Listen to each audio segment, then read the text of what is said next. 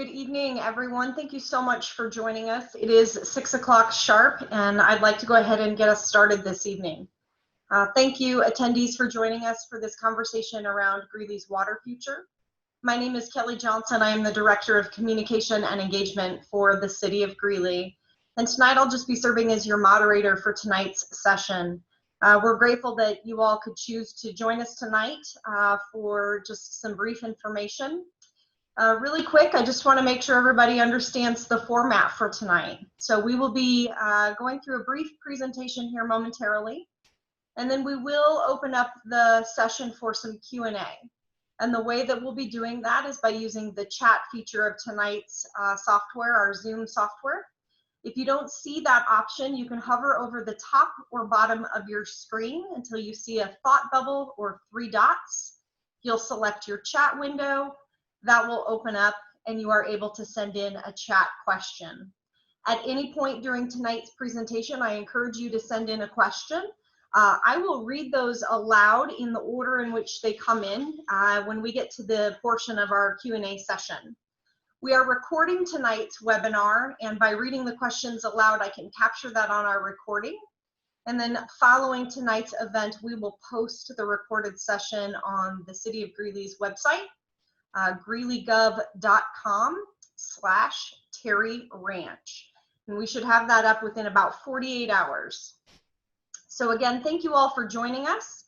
If we have a few people that look like they're still logging on, just another quick reminder that we'll use the chat feature for tonight's Q&A portion.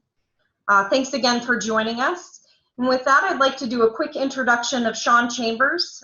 Sean is the director of our Water and Sewer Department. Sean has been with the city for nearly 3 years and has spent his career working in utility management, utility infrastructure development, water resource planning and policy, and natural resource economics. And he's going to introduce our panelists for tonight's presentation. Sean, I'll turn it over to you. Thank you, Kelly, and good evening, everyone. Welcome. We sincerely appreciate you joining us this evening for this discussion around a very important topic for the City of Greeley. As Kelly noted, I'm Sean Chambers. I'm the Water and Sewer Director for the City of Greeley. I've been fortunate to spend the past 18 years of my career working on water issues in the state of Colorado. I'm a natural resource economist by training, but have had the blessing to be around municipal water projects and utility leadership my entire career. I take very seriously my duty to protect and provide and plan for safe, reliable water for this community. I work at the direction of the city manager, and I'm proud to lead more than 120 full-time employees who are qualified and professional water and sewer staff members that take their duty to public health very seriously. I'm pleased to be here this evening to share information on an important water storage and drought resiliency project that the city, its engineers, its engineering consultants, and others have investigated very seriously over recent months. We're eager to share information about the project. We're eager to address your questions and ensure that the community receives accurate information. We know there are proponents for the project and there are some opponents for the project, and we want to be sure that people are working from a common set of facts and understand truth. Our goal is to be as transparent about the project as possible with you all, to share information and data we have, and to develop information around our ongoing investigation so you understand the work that's in progress. Tonight is about sharing that information and addressing your questions. So with that, I appreciate you joining us, and I want to introduce our panel. You can see on your screen that with us tonight is the Water and Sewer Board Chairman, Mr. Harold Evans. The Water and Sewer Board members are experienced policymakers that are charged with the duty to guide water acquisition, development, conveyance, and the protection of water and sewer assets, supplies, and facilities for the City of Greeley. And this power is provided to them in the charter. Chairman Evans has been a Greeley resident since the early 1970s, has been a member of the Greeley Water and Sewer Board since 1997, and has served as its chairman since 2003. Mr. Evans' extensive background in water issues includes a bachelor's and master's degree in civil engineering from the University of Missouri. He was one of the original members of the South Platte Basin Roundtable representing the city of Greeley, and he holds licenses for professional engineering in both Missouri and the state of Colorado since 1990. Also with us tonight is the Water and Sewer Department's Chief Engineer, Adam Pryor. Adam's been with the city as the Chief Engineer for more than 5 years and manages a team of professional engineers who do design, construction, and project management services for the city of Greeley on its water and wastewater projects. Adam and his team lead projects related to Greeley's 6 raw water reservoirs, 3 treatment plants, 645 miles of water mains, 10 sewer lift stations that pump wastewater uphill to the treatment plant, a wastewater treatment plant, and 2 water pump stations. Adam is also a licensed professional engineer in the state of Colorado. With us is also Courtney Brand, President and CEO of Leonard Rice Engineering, now LRE Water. Courtney is a registered professional geologist in the state of Colorado, and Courtney has over 25 years of experience in the water industry and is nationally recognized as an expert in hydrogeology, aquifer recharge, and aquifer storage and recovery systems. Courtney is a registered professional geologist with extensive practice. He's led a number of projects, including multi-phased ASR, which is aquifer storage and recovery projects like the one proposed in Greeley for cities such as Denver and others. His experience includes planning, permitting, geochemistry, site selection, conceptual design, and cost estimating for other aquifer storage and recovery projects. We appreciate Courtney being here to share his technical expertise. And last, I want to introduce Adam Jokrist. Adam is the Deputy Director of Water Resources for the City of Greeley. Adam is also a PE. His role and functions include long-range water supply planning and water acquisition. Adam holds a Bachelor's of Science and a Master's of Science, both in agricultural and civil engineering. He's a registered professional engineer in the state of Colorado and has worked on municipal water resource projects in the northern Colorado municipal environment for more than 10 years, both in the private and in the public sector. With that, I'm going to turn it over to Adam so he can provide a presentation that will provide background foundational information before we engage you all in the question and answer portion of the agenda. And again, thank you for joining us tonight. As a reminder for our attendees, while Adam prepares his presentation, tonight's webinar is being recorded and we are using our chat feature to capture any questions that you have. So as Adam goes through his presentation, I encourage you to use the chat feed to submit those questions. Once he has concluded his presentation, we'll read those questions aloud in the order in which they came in and address those questions. All right. Well, thank you all, and thank you, Sean, for that introduction. And thank you all for attending this evening. We're really excited to present this new and exciting water project that we've been working on. It's called the Terry Ranch Project. Tonight's agenda, we're going to cover how does Greeley plan for water, and how did we get here? How did we get here tonight talking about this project? The Terry Ranch project is it's a complex project, so we're going to spend a little time talking about its detail, and we're especially going to address the water quality concerns that have been raised and what we know about water quality. And we'll end with that question and answer session. Just a little bit of background on Greeley's water before we dive in. Greeley has an expansive water supply system. We collect water from 4 basins, the Laramie, the Poudre, the Colorado, and the Big Thompson basins. And we treat that water at 2 water treatment plants, the Bellevue plant located west of Fort Collins and the Boyd plant located in Loveland. And we deliver that water to your homes through over 600 miles of pipe. You know, Greeley has a long history of diligent water supply planning. Going all the way back to the founding of the Union Colony, water was recognized as the lifeblood of this community. Greeley Soon after the settlers arrived here, they dug the number 3 ditch, which is celebrating its 150th year of being in service. It was built to provide water for the lawns and gardens throughout Greeley. In 1907, recognizing the importance of clean water, Greeley built the Bellevue water treatment plant some 30 miles west of Greeley and transmitted that water through wood stave pipe.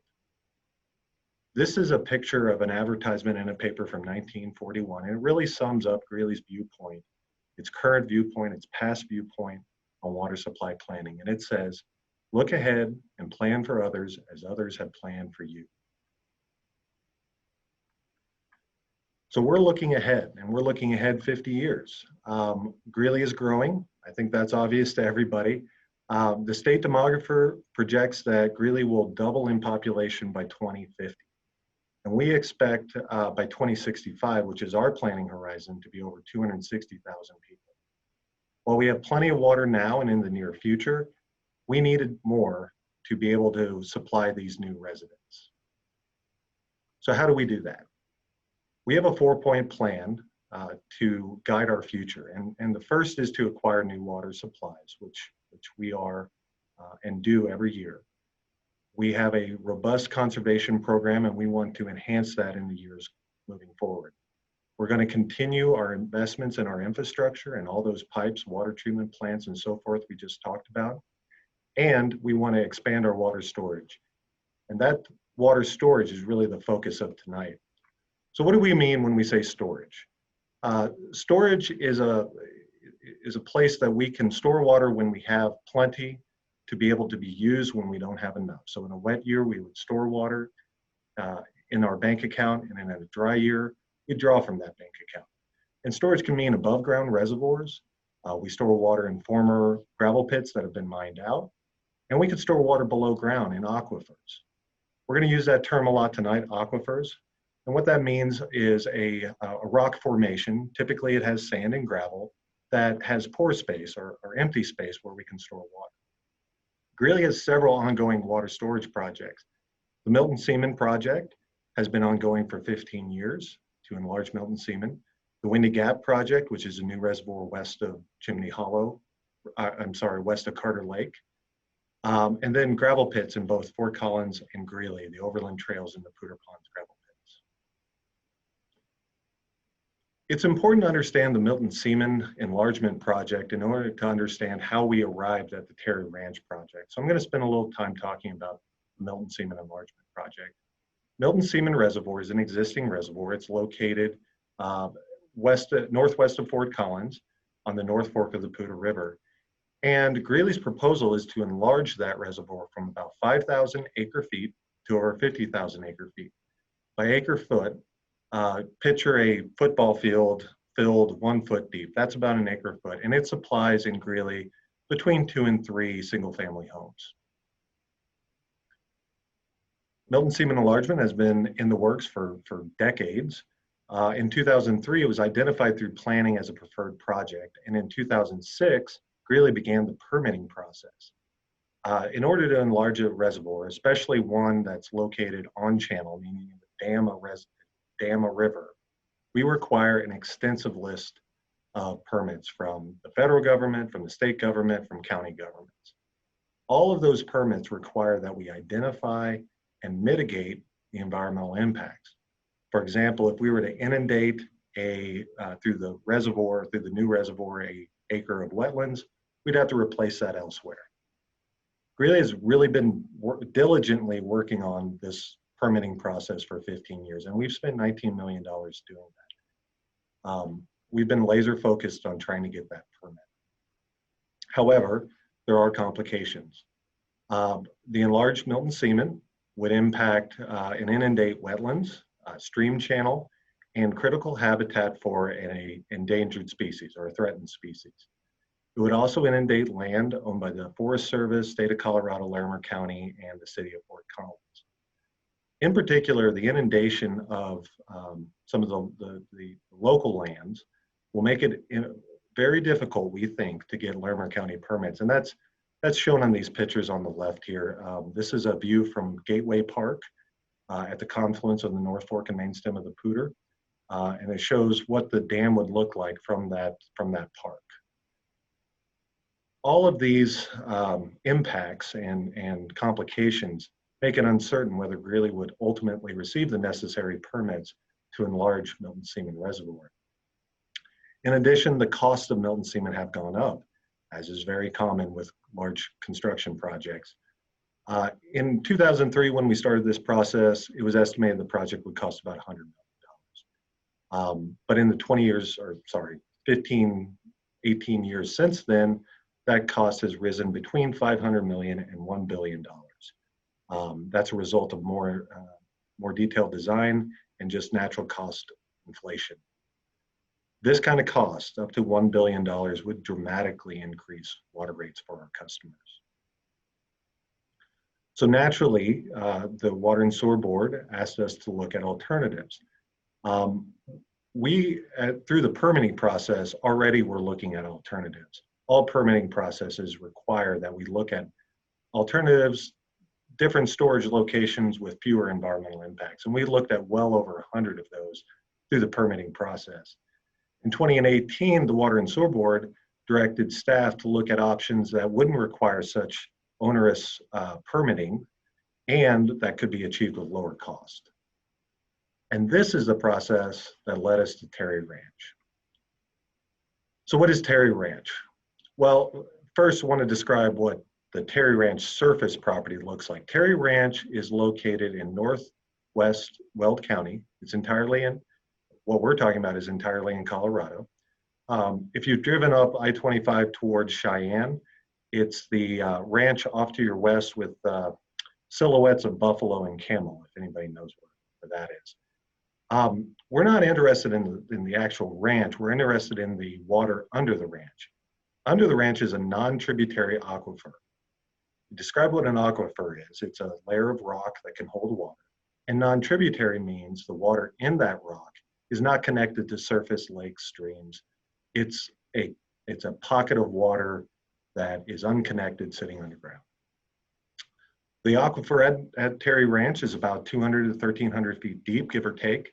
And this is very different than some of the aquifers and the wells that you see around Greeley. Most of the wells around Greeley are very shallow, used for irrigation and household uses.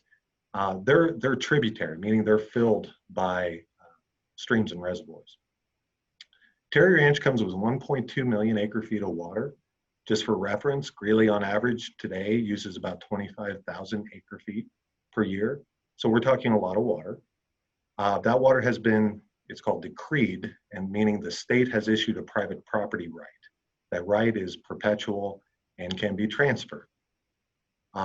Included within the proposed purchase would be access agreements and a lease for water under the state lands that are checkerboarded inside this ranch. The ranch is about 10,000 acres, and there's about 10,000 acres of state land checkerboarded inside. More importantly than the water, and I don't think Greeley would be pursuing a project just to mine groundwater. What's really attractive about this project is that it comes with storage space. It provides an ability to store water underground through a technique called aquifer storage and recovery. And between the storage and the water that's there, this could meet Greeley's needs for decades, even centuries to come. So I mentioned aquifer storage and recovery. This diagram shows what I'm talking about. On the left, you see the injection of water. It's pumped underground and stored in that pore space. When we need the water, we simply pump out that bubble of water that we put underground. So how Terry Ranch would work, when we're withdrawing water, we'd pump from those wells, we'd conduct treatment on the ranch, minimal treatment, and then we would run that water through a new pipeline south and connect it to our existing pipeline in Windsor. This allows us to use our existing infrastructure. And on that drop, it's about an 800-foot drop from Terry Ranch to Windsor, we have the potential to generate hydropower. When we put water into Terry Ranch through injection, we would first treat the water at Bellevue. Under federal regulations, we have to treat the water before we inject it underground. Again, after treating it at Bellevue, we would run it through an existing pipeline, and then we would pump that water north, inject it, and store it for later. Importantly, this whole project can be phased. Unlike Milton Seaman or other reservoir projects where the dam has to be built all at once, we can build this incrementally over time. For example, in the future, if we need additional water, we'll add an additional well. We propose to purchase this through a very unique transaction and admittedly complex, but instead of purchasing with cash, we would purchase with credits. And these credits will be created by Greeley to meet Greeley's raw water dedication. And by raw water dedication, what we mean is the amount of water or cash equivalent that developers pay Greeley when they want to build a new house or subdivision or commercial property. That raw water dedication right now is about $34,000 per acre foot. And each one of these credits will be worth 1 acre foot of dedication. These credits can only be used in Greeley, so this is an entirely Greeley-centric project. Basically, what we're doing is giving up future revenue that we would get through raw water dedication in order to get the project today. Excuse me. Important to note is that this isn't a project where we're buying in. This isn't similar to, for example, the Colorado Big Thompson project, if some of you are familiar with that, where we get an allocation. Greeley would solely own, operate, and control this groundwater source. In addition, the seller will finance us $125 million towards purchasing or towards building the infrastructure to deliver this water. The process that we followed to get here, in June of this year, the Water and Sewer Board approved a master purchase agreement that set into motion a 7-month inspection period. That inspection period ends in January. At that point, we will be presenting our findings to the Water and Sewer Board and City Council. And after presenting those findings, City Council will consider whether or not to close on the purchase. Throughout this process, we'll be collecting community feedback as we are tonight. The inspection period is critical. We are looking at, we're turning over really every rock. We're looking at the environmental conditions on the ranch. We're looking at hydrogeology and geochemistry, which are just fancy words for condition of the rock and the water in the rock. Our big focus is on water quality and our ability to treat the water. We're also doing a much more enhanced design and developing good costs so we know what we're getting into.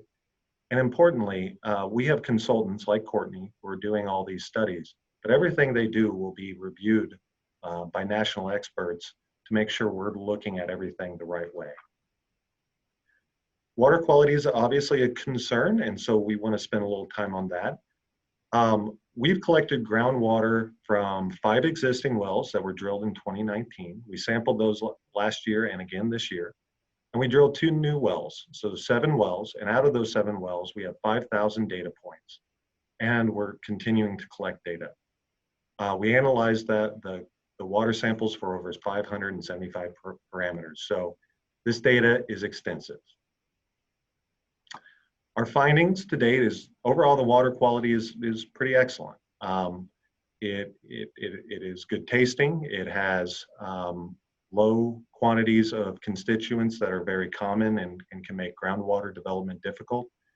We analyzed it for trace metals, and it does contain uranium. Uranium we're talking about is naturally occurring. This isn't uranium that came from nuclear power plants or nuclear weapons. It is a very low radioactive form of uranium. And on average, across the ranch, it is below the regulatory limit, which is 30 parts per billion.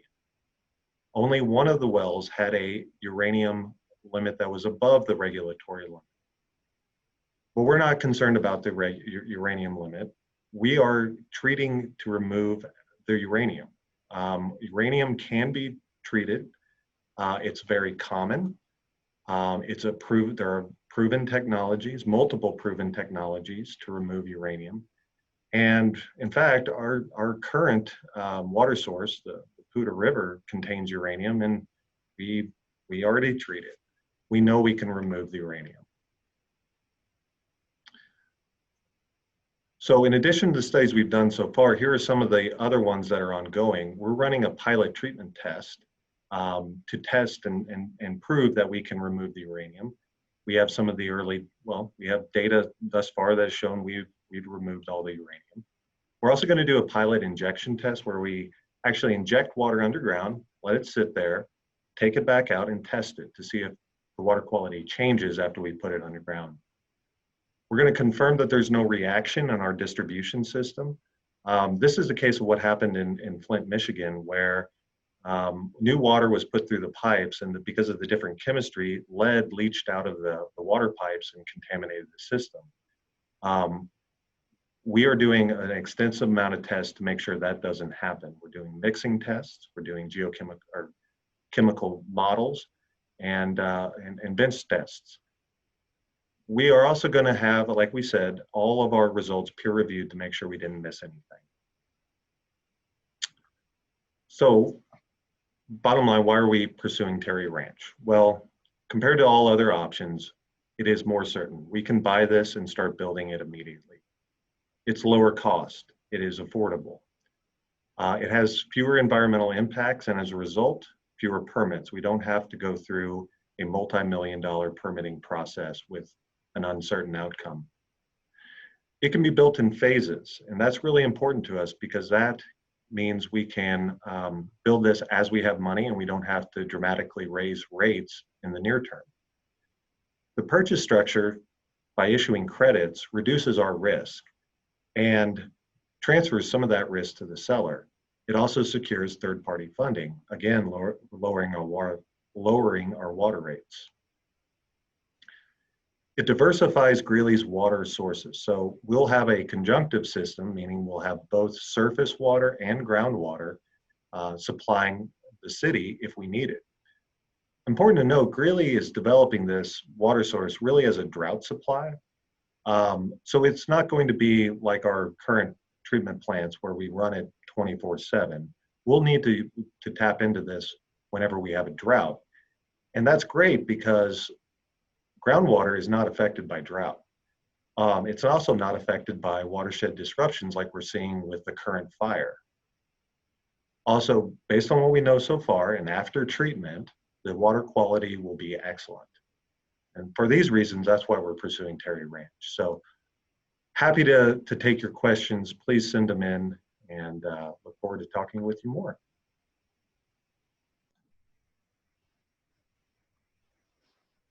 Thanks, Adam. We do have quite a few questions that have come in, so I'm going to try to group some of these together, panelists, and see if we can address some of them as topics, if you will.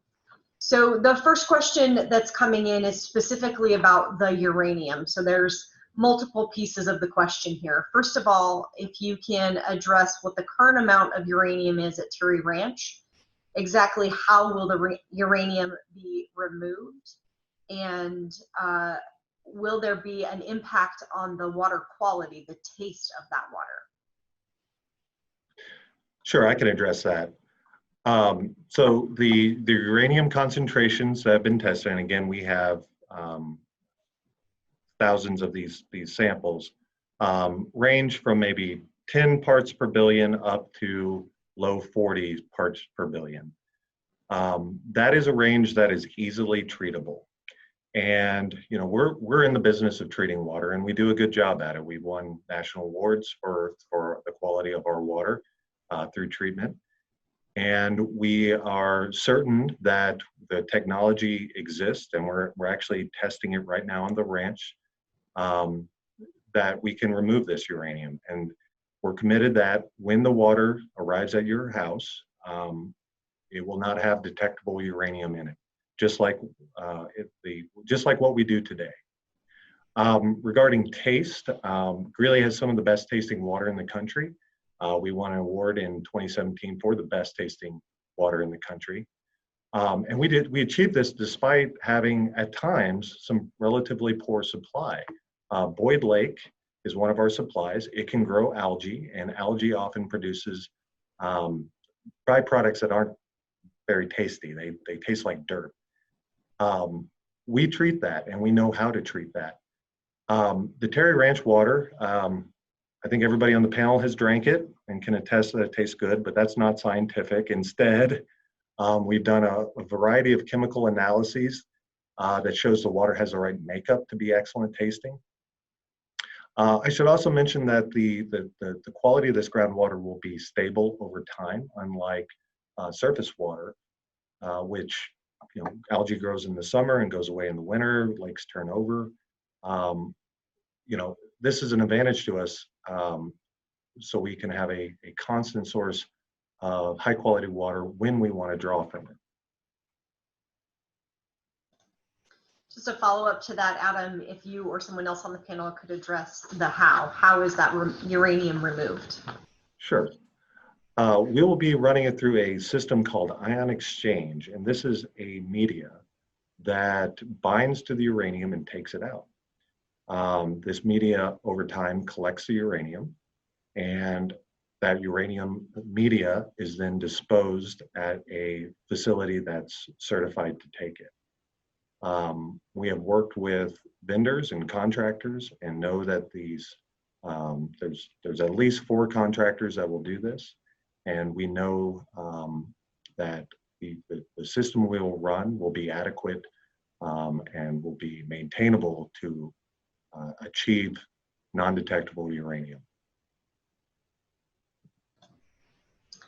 And one final follow-up, I think, that centers around the uranium is, can you address, I apologize, I'm sorry, can you address ensuring that uranium has been removed and how we will know for sure that is not present in our water? Well, today we do extensive testing on our both our raw water supplies and our treated water supplies, and that's state mandated. And so, if we're producing uranium, we will know, and we also can design and engineer the system to have enough redundancy that this won't be a concern. Our current treatment system design has not just one treatment system, but 2 in a row, and then 1 in reserve. So any uranium that's not caught by the first will be treated by the second. And if ever there's a problem, we can go to the third and the fourth. So it's a very redundant system.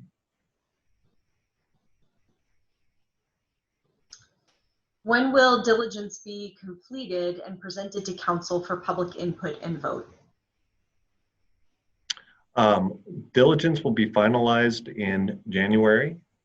It will be presented to the Water and Sewer Board in February and to council in March. That is our current schedule. We're doing a lot of activities on the ranch and weather can get in the way, but that's our current schedule. Great. This next question is about the arrangement with Wingfoot and the selling of those credits. Will those credits be sold to anyone outside of Greeley? They will not. Those credits are only redeemable within the city of Greeley.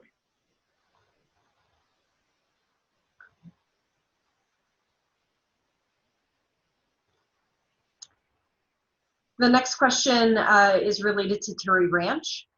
I'm sorry, to Milton Seaman, excuse me. Is Terry Ranch being viewed as a replacement for Milton Seaman expansion project? And is the city ending its pursuit of the permit to enlarge the Seaman Reservoir? I feel like I'm taking all the questions, but I'll jump in. So if Terry Ranch, if City Council and Water and Sewer Board decide to close on Terry Ranch, we would end the permitting process for Milton Seaman. That isn't to say we're walking away from Milton Seaman. It's a smart project, and maybe one day we'll need that.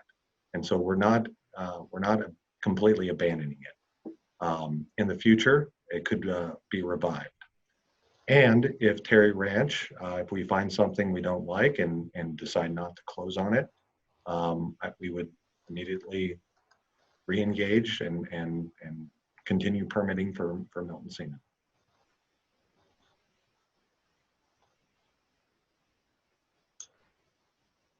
How likely is this injection to cause earthquakes? Courtney, do you mind? Yeah, I can jump in on that one. Thanks, Adam. Highly unlikely, if impossible. The types of injection we're doing here is different than maybe some injection people are familiar with disposal facilities from oil and gas operations, things like that. This injection is done at relatively low pressures. You're essentially working off the system pressure from the delivery system, and also just the pressure from the fall or drop of the water down into the well from the surface. So we're talking about relatively low pressures. We're not pushing things into the formation under a lot of force or fracturing the rock or anything like that. So we're talking about very low pressures, and so the likelihood of earthquakes is minimal, if essentially non-existent. Thanks, Courtney. Sure. How close are oil and gas wells and the pipeline to the aquifer? Yeah, this was a key concern of ours going in. That's why we did the environmental assessment. There are no oil and gas wells on the ranch. There are some being developed in northern Colorado, but those are generally to the east. Going south, there are some wells that are not in, but relatively near the pipeline alignment. Our pipeline will be designed under positive pressure, so there is no risk of groundwater along the way that could hypothetically be contaminated with oil and gas from entering back in. We design all of our pipelines like that throughout the city.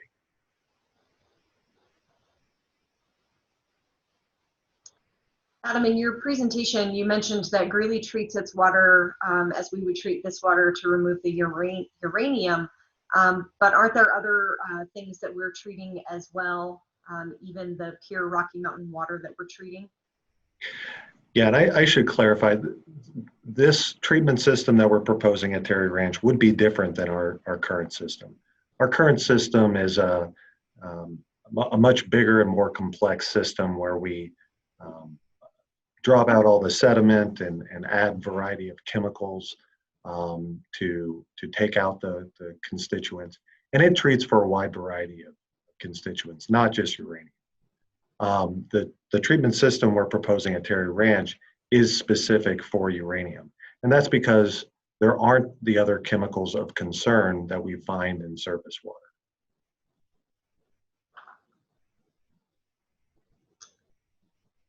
How long will the injected water be left underground?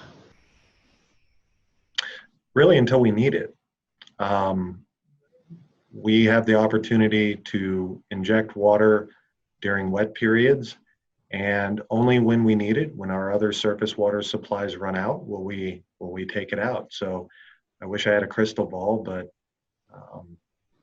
we'll take it out when we need it.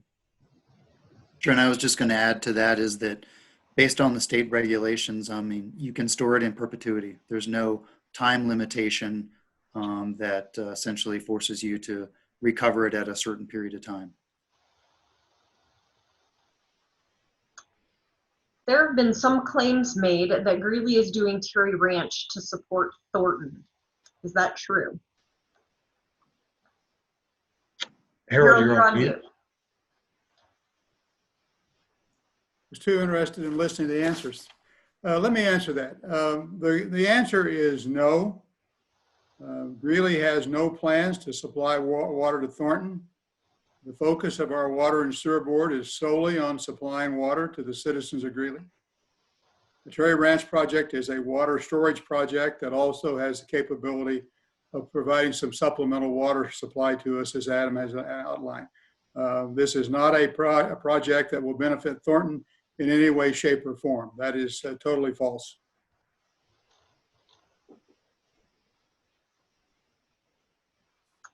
Thank you, Harold. How does the amount of uranium in the river compare to the uranium in the Terry Ranch water?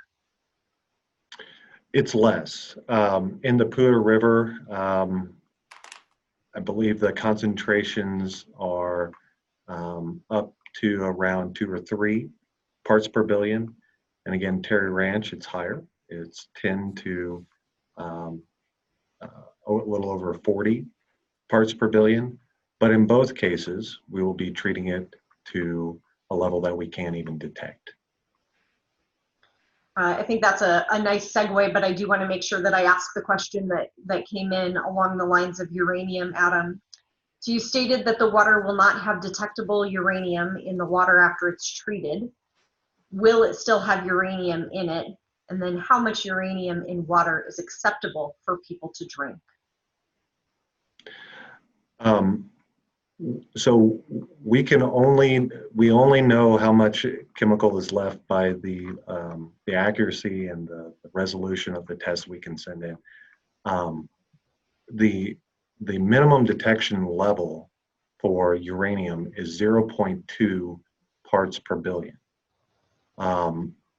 Right now, a variety of our chemicals or the constituents of concern that come out of our water treatment plants are analyzed and show up as non-detectable. That doesn't mean they're not there. It just means that we don't have the scientific ability to test them below a certain limit. Luckily, science is advancing, and we typically see those detection limits get lower and lower and lower over time. And what was the second part of the question, Kelly? How much is acceptable for people to drink? So both the federal and the state government set regulatory limits. So they say what is a safe limit for drinking water, and it's based on the Safe Drinking Water Act. They also factor in the available technology to meet those kind of regulatory limits. The state and the EPA, the federal government, have set a maximum contaminant level, so a threshold of 30 parts per billion. They've also set a goal that all uranium should be removed. And so that's our intent, is to treat, to remove all the uranium.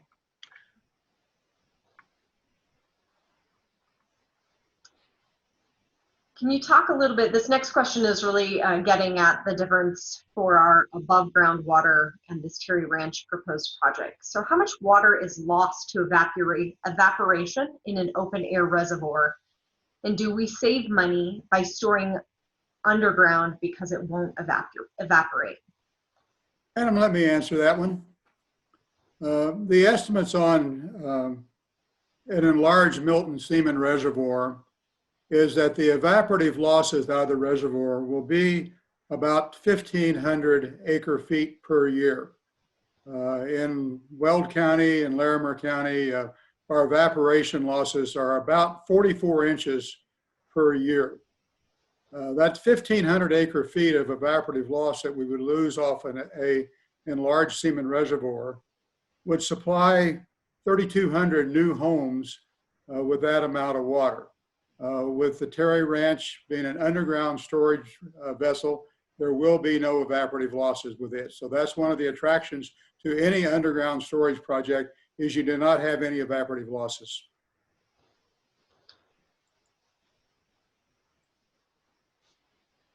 Are there other communities that have done projects similar to Terry Ranch, and what challenges did they face? Courtney, do you mind answering that? Yep, I'll jump in and take that one. Some examples that come to mind are Colorado Springs Utilities to the south. They get their water from the Arkansas and Colorado River basins. But back in about 2002 timeframe, they did essentially a groundwater development program during the severe drought at that time to bring on supplemental supplies. So they developed a series of Denver Basin deep bedrock aquifer wells, just like these proposed in Terry Ranch. And so they constructed those and a new groundwater treatment facility, the Northgate treatment facility, which treats for iron, manganese, some pH adjustment, and also removes radon after treatment. So they did something very similar. At this point right now, they don't use those wells as much because of the southern delivery system, but They did something very similar.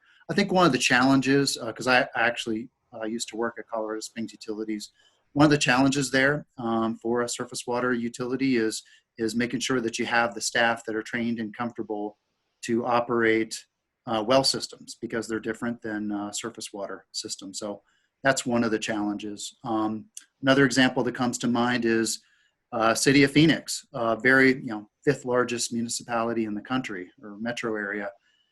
They are primarily a surface water provider as well, but they do have some groundwater supply that they supplement with. They have an award-winning ASR well system of 4 wells right now, and they're expanding it up to 14, where they inject treated surface water supplies from the Colorado River into the aquifer in the northeast part of Phoenix. They've done it very successfully now for a number of years.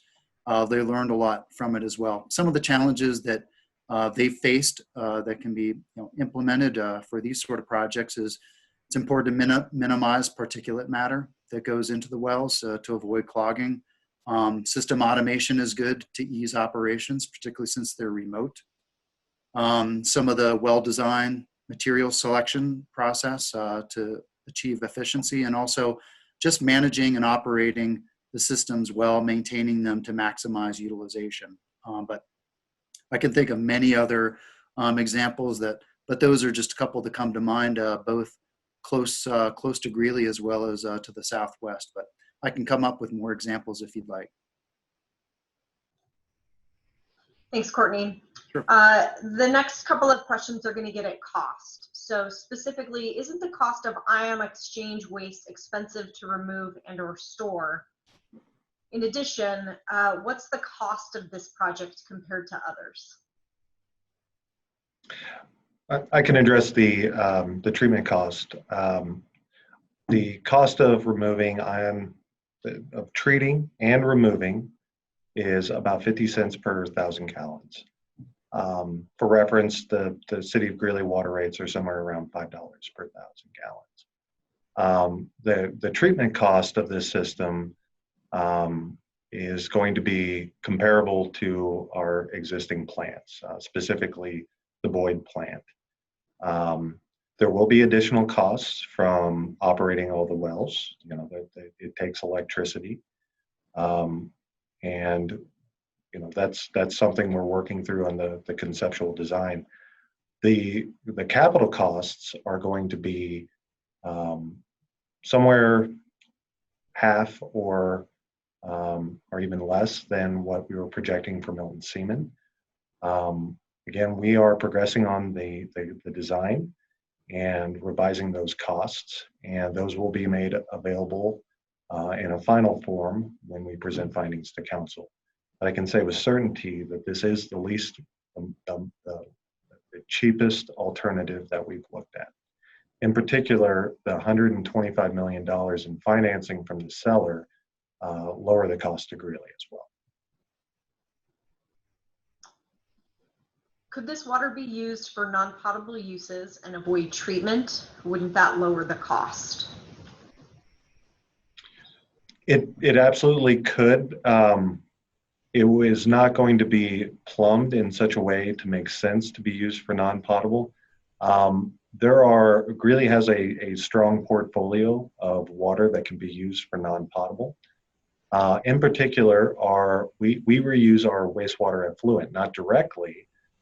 We discharge our wastewater effluent to the river and take a like amount upstream.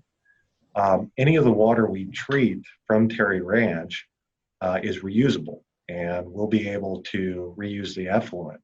And so that's a way that we'll be able to use it for non-potable, not directly, but indirectly. The next couple of questions are addressing the agreement with Wingfoot. So 2 parts here, specifically who owns Wingfoot, and then the agreement that's been signed with Wingfoot seems overly complicated and means Greeley will have some sort of forever obligation to them. Why doesn't Greeley just buy their water? Adam, you want to take the first part and I'll take the second part? Sure. So Wingfoot is the owner of the water rights. They're a Colorado LLC. They are wholly owned by a family office, and they invested in this water source several years ago, and we've had a good, thorough negotiation with them to purchase this. As far as the agreement with Wingfoot, it is not a forever obligation. Once they can monetize or sell the credits to developers, either residential, industrial, or other types of developers, and those are redeemed, Wingfoot will no longer have those credits. There is part of the agreement that if we sell water to customers outside the city of Greeley, that there is a water revenue sharing provision. Currently, we do not sell water outside of the city of Greeley. We do have contracts with Evans, Milliken, and Windsor, where they're called an outside service agreement, where we take their water and treat it for them at either Boyd or Bellevue, transmit it to a master meter, and put a markup on our cost to do that.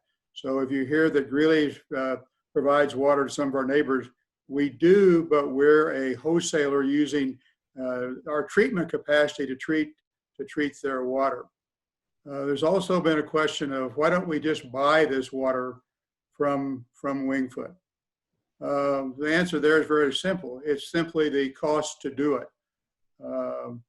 Our best estimates right now that if we were to buy all of the Terry Ranch water upfront on a cash basis, it would take somewhere in excess of $400 million to do that. One of the things that the Home Rule Charter requires of the Water and Sewer Board is that we set minimum rates. And it also specifies that those minimum rates shall include all operation and maintenance costs, debt service cost, and depreciation. So if we were to go buy this $400 million of water up front, we would hopefully be able to sell bonds to buy it, but then that repayment becomes a debt service, which then has to go into our water rates.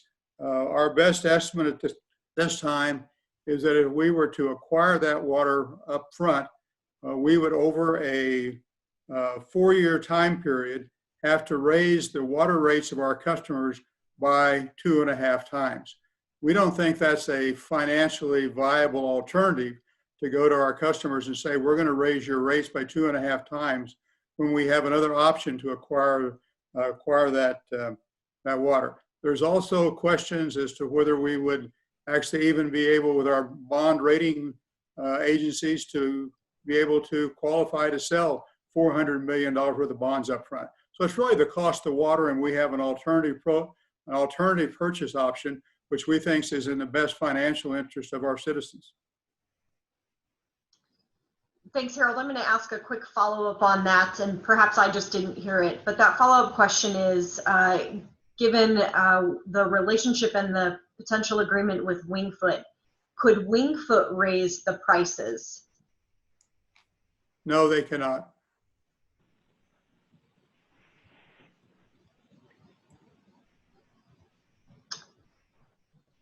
Can someone on the panel just address what other options were considered besides Terry Ranch?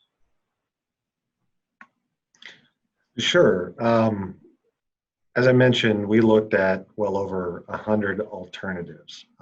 We looked at different reservoirs on the plains. We looked at building a new reservoir at Cactus Hill, at Black Hollow, at other hogbacks around Carter Lake and Horsetooth. We looked at participating in other regional storage projects. We looked at aquifer storage and recovery more closer to Greeley and north of Fort Collins. And we looked at, you name it. But if there was a storage site out there in northern Colorado, we had it circled on a map and we evaluated.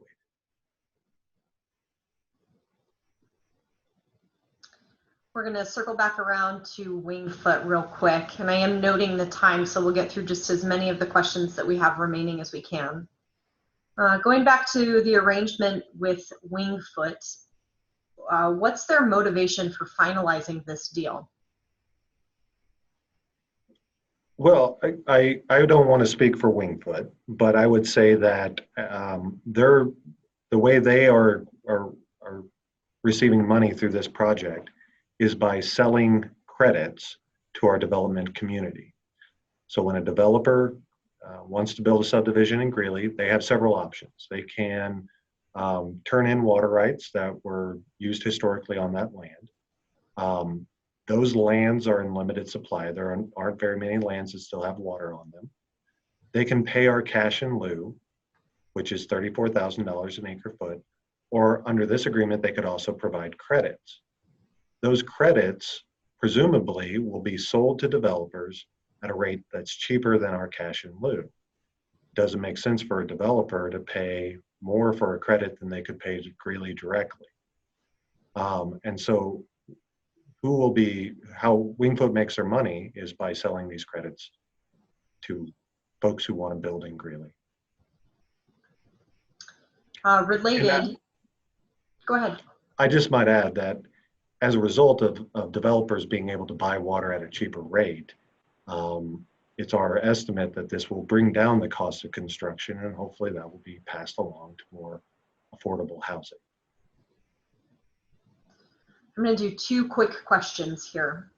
Related to Wingfoot, how do we protect Wingfoot water rights from damage from other drillers on state land? And why do we not buy the land from the state? We have an exclusive lease, Wingfoot has an exclusive lease to develop water on the state land board lands. If that water is in the future decreed. That water is not decreed, meaning there is no tributary rights associated with that state land board land. But if that were to occur, that lease that Wingfoot has currently would be in effect. If council decides to close this deal, that lease will be assigned to Greeley. In this way, we are protecting against future development of that intervening land. And if we close, we will pursue that decree. Thanks, Adam. One final question along with what you addressed regarding Wingfoot. Who besides Wingfoot can own and sell credits? So at closing, Wingfoot will own all these credits. They have the option to sell those credits to whomever they want, and there could be a secondary market created. However, ultimately, those credits are only valuable when they are turned into Greeley. So ultimately, the only value is for a developer to turn those credits into Greeley to get a water tap. Great. And Kelly, may I add that Greeley's cash in lieu program, where we sell raw water to developers, helps to control the market for credit. So as Adam noted in his prior answer, developers can always come to our office and purchase raw water for a project at the price based on utility rate making best practices. So we remain in control of our water portfolio and our ability to sell raw water for development. Well, we are at 6:59, so I want to thank all of our panelists. We made it through the majority of the questions. I'm grateful for the attendees who joined us this evening. As a reminder, we have recorded tonight's session, and within about 48 hours, we will have the recording posted with a link. You can find it on greeleygov.com/Terry Ranch. The video will be posted on YouTube, but you'll find the link directly to that video on our Terry Ranch webpage. Panelists, thank you for your time and your conversation this evening. And attendees, we hope that you found this session informative and your questions were addressed. You're also welcome to reach out to any of our panelists. Contact information is available on the Terry Ranch webpage. So please feel free to follow up if you have any additional questions. And with that, I wish you all a good evening. Thank you so much.